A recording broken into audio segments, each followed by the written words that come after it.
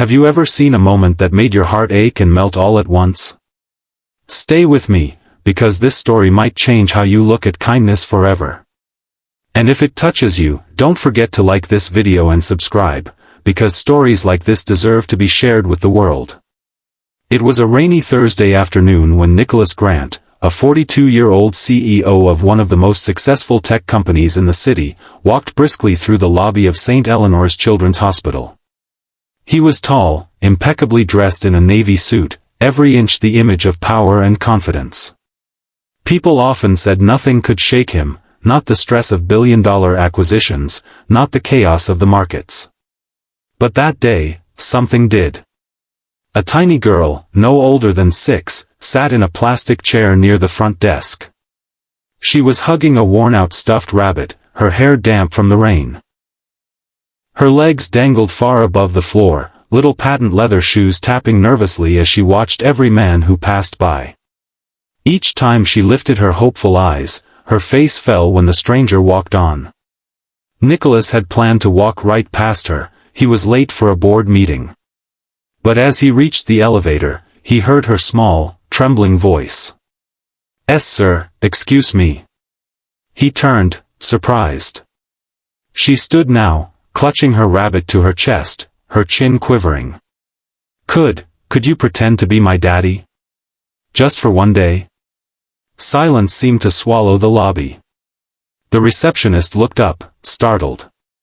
A nurse gasped softly. Nicholas stared, stunned, at the little girl's tear-streaked face. "Why would you ask me that?" he finally whispered.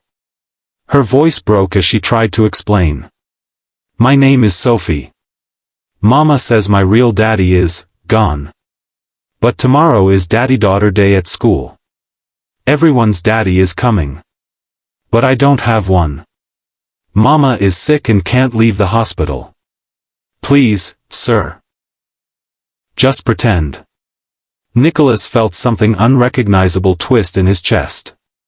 He had spent his life building empires, collecting awards, sitting in rooms where feelings were weakness.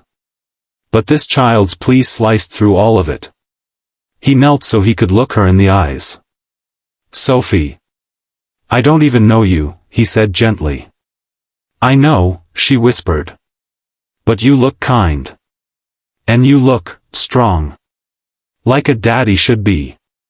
The nurse stepped in, apologizing profusely, offering to call someone, but Nicholas held up his hand. "Where's your mother?" he asked. Sophie pointed down the hall to room 12. Nicholas followed her there. Inside, a woman lay in a hospital bed, frail and pale, a breathing tube at her side. She looked no older than 30. When she saw Sophie holding his hand, her eyes filled with panic. "Sophie, sweet girl, you can't just ask strangers." Nicholas introduced himself, and the woman, her name was Claire, burst into quiet sobs. "I'm sorry, she's lonely. She hasn't had a father figure since her dad died in an accident 2 years ago." Nicholas looked from Claire to Sophie. Something he hadn't felt in years stirred in him, a sense of purpose deeper than profit. "If it's truly what you both want, I'll go with her." Sophie gasped, her eyes round with wonder. You will?" He nodded. The next morning, Nicholas found himself standing awkwardly in the doorway of Sophie's classroom. The other fathers were there, smiling, some tossing their daughters into the air, others helping them with crafts. Sophie held tightly to his hand, her little face shining with pride.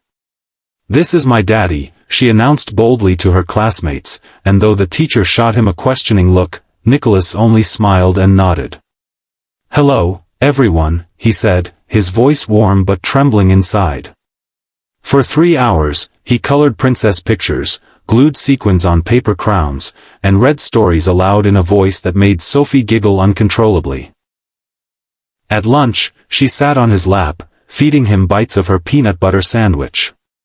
When recess came, she pulled him outside. "Daddy, will you push me on the swing?" He swallowed the sudden lump in his throat. "Of course." As he pushed her higher and higher, her laughter rang out across the playground. He couldn't remember the last time he'd heard a sound that pure. That night, after dropping Sophie back at the hospital, Nicholas sat in his car for nearly an hour, unable to drive away. His hands shook on the steering wheel. He'd never known that one day could change everything. The next week, he came back, just to check on Claire and Sophie. Then the week after that. Soon, it became part of his life. He helped Sophie with her homework. He read bedtime stories when her mother was too tired. He sat with Claire during chemo treatments. But as the months passed, Claire grew weaker. One evening, she pulled Nicholas aside, her voice so quiet he had to lean close. "I know this was never meant to be permanent," she whispered. "But if something happens to me, please, don't let Sophie be alone." Tears blurred Nicholas's vision. "I promise," he said hoarsely. "You've given her more than you'll ever know." 3 months later, Claire slipped away in her sleep. At the funeral, Sophie clung to Nicholas's hand the way she had that first day. When it was time to say goodbye, she buried her face in his coat. "Please don't leave me," she sobbed. "I don't have anyone else." Nicholas knelt before her, cupping her small face. "I'm not going anywhere," he said. "From now on, I'm your real daddy." Today, people still talk about Nicholas Grant, the powerful CEO who adopted the little girl who asked for just one day of love. They say it was the smallest voice in the world that taught him the greatest lesson. Family isn't always the one you're born into. Sometimes, it's the one you choose when a child needs you most.